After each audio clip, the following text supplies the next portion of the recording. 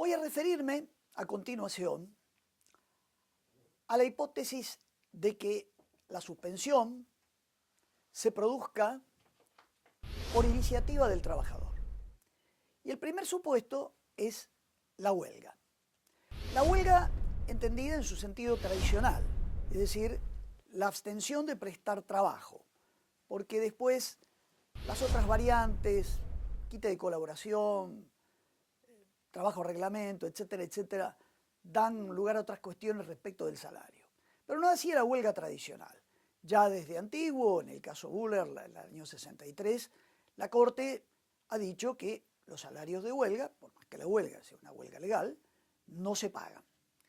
De todas maneras, hay que decir también que cuando la huelga se levanta y las partes se sientan a la mesa de negociaciones, la verdad es que lo primero que está en la mesa de negociaciones es el pago de los salarios caídos. Pero esto, que es casi un clásico de las relaciones laborales, se da, en definitiva, hay que decirlo.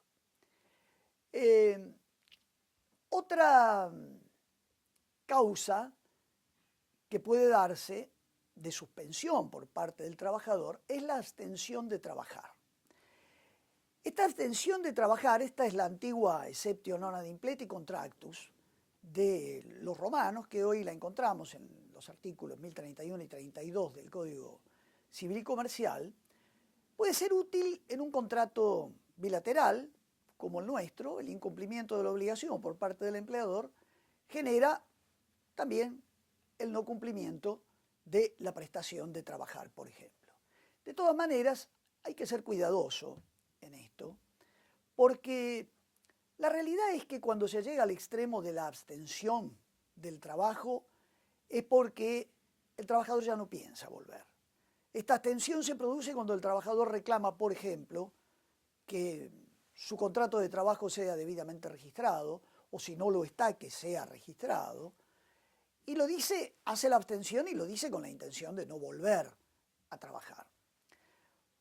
Por supuesto que sí, esto estaría legitimado cuando la problemática derivada, por ejemplo, de un problema de seguridad e higiene, en cuyo supuesto el trabajador tendría todo el derecho de hacer abstención de su obligación de trabajar a resultas de que se solucione el problema que eventualmente puede poner en peligro su vida. Y en este caso estaría perfectamente legitimado para hacerlo.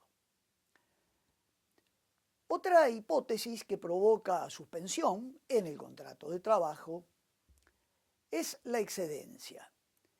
El tema está bastante claro en la ley de contrato de trabajo.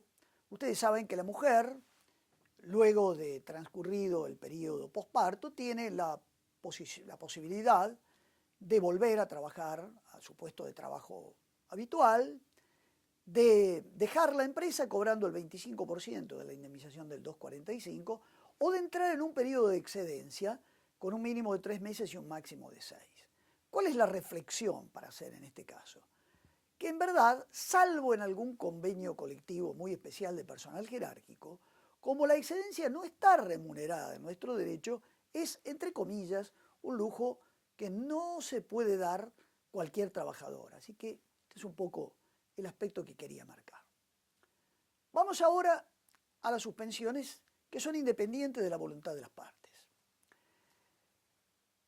La primera es las enfermedades o accidentes por causas ajenas al trabajo, los que malamente se llaman inculpables. Voy a remitir a la clase grabada, una excelente clase del profesor Ackerman sobre este tema, donde hace un análisis de las enfermedades y los accidentes ajenos al trabajo y los accidentes de trabajo.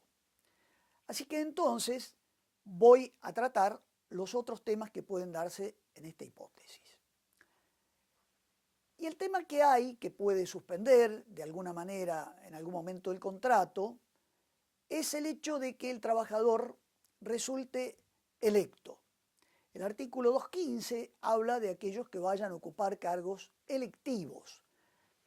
Marco los electivos porque en apariencia no estarían incluidos los representativos, que sí lo están para los representantes gremiales. Entonces, vamos primero al trabajador que va a ocupar cargo un cargo político en un poder público, nacional, provincial, municipal, en un cargo electivo. Lógicamente, automáticamente tiene una licencia por el plazo que dure este tipo de tarea y luego de esto, dentro de los 30 días de concluido el mandato, debe volver al trabajo. Si no lo hace, hay quienes dicen que esto es un plazo de caducidad, que el contrato quedaría extinguido automáticamente.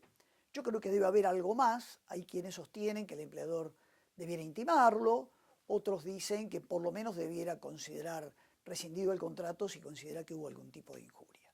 El plazo durante el cual estuvo ocupando el cargo se computa, por cierto, a los efectos de la antigüedad.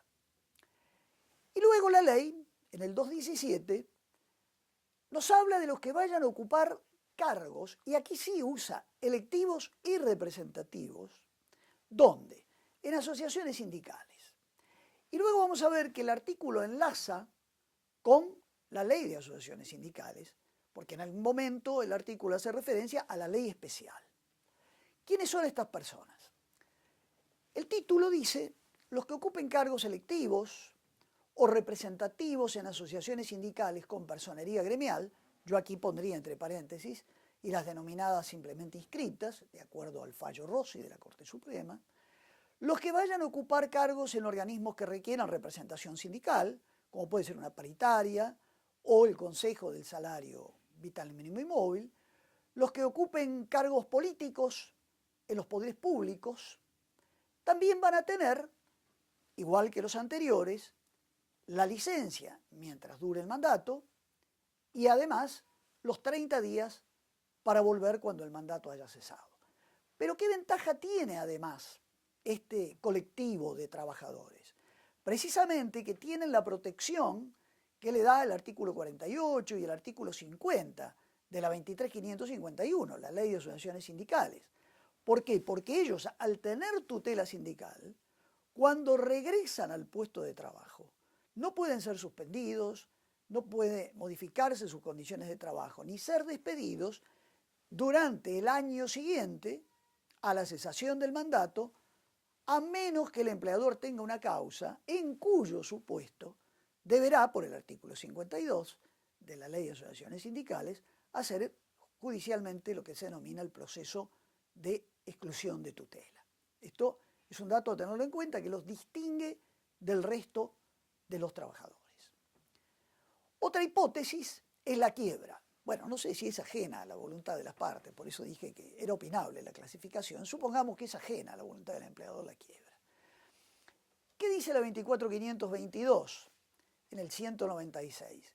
Que la declaración de quiebra produce automáticamente la suspensión por 60 días de los contratos de trabajo. Esta suspensión opera ope legis, a diferencia de las anteriores que debían ser notificadas. Aquí no es necesaria la notificación. ¿Qué puede ocurrir luego? Que el síndico resuelva la continuación de la empresa, habrá que ver con cuántos trabajadores, y para los que no, se va a considerar que el contrato ha quedado extinguido al momento de la declaración de quiebra y este plazo de los 60 días no se computa ni siquiera para la antigüedad. Se retrotrae. Después irán los trabajadores con los privilegios que correspondan a hacer las verificaciones. Hay que decir que la actual ley de quiebras está viendo esto exclusivamente desde el punto de vista de derecho comercial y no del derecho del trabajo como lo hacía de alguna manera la 19.551. Con esto agoto el tercer grupo y voy al último, que son las suspensiones concertadas.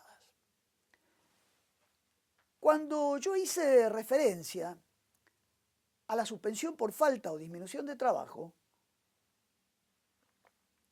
dije que el plazo era exiguo y que era lógico que lo fuera. Por eso, la ley tuvo una modificación en este aspecto. La 24.700 incluyó un artículo 233 bis en la Ley de Contrato de Trabajo que establece la posibilidad de hacer una suspensión concertada de manera individual o de manera colectiva entre el empleador y los trabajadores. En realidad esto tiene una antigua historia, sobre todo las terminales automotrices hace muchísimos años, que han adoptado suspensiones concertadas con el personal, pagando un determinado porcentaje de la remuneración. El problema era justamente ese, que esto era considerado remuneración y no había prestación de la tarea. Por eso el artículo viene a resolver el doble problema. Dice, el empleador va a pagar una retribución que no es remunerativa, va a pagar el aporte que tiene que hacer a la obra social y por otro lado el trabajador no va a prestar tareas. ¿Y esto qué ventaja tiene? Que acá nos olvidamos de los plazos. Por un lado, para el trabajador tiene la enorme ventaja que recibe un 70, un 80% de su salario bruto. Yo he conocido casos de empresas que han tenido el personal licenciado durante casi 2 años pagando el 60%. Y para el empleador tiene la ventaja de que no hay contribuciones patronales porque esto no es considerado una remuneración. La ley lo condiciona a 2 factores. La primera es que efectivamente no se presten servicios para evitar cualquier corruptela que alguna vez hubo, por eso quizás si uno lee la ley y no lo conoce el tema, no entiende por qué dice esto la ley, porque parecería obvio. Y por otro lado, que esto sea homologado por el Ministerio de Trabajo, que puede ser homologado en el marco de un procedimiento preventivo de crisis que ustedes saben que hay que hacer, en los casos de falta o disminución de trabajo, fuerza mayor y eventualmente por ahí en las tecnológicas también.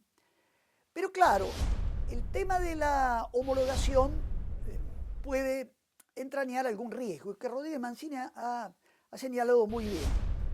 Porque para homologar, el Ministerio debería decir si esta suspensión le resulta o no imputable al empleador. O bien el trabajador debiera aceptar de alguna manera la causal de la suspensión. En el momento puede no tener relevancia por la suspensión en sí misma, porque está pactándose qué va a cobrar, pero la relevancia se va a dar si después se produce la extinción del contrato, porque aceptada la causa, la extinción del contrato, como ustedes saben, va por esta causa a un 50% del 245. En fin, tema como para meditarlo. Muchas gracias.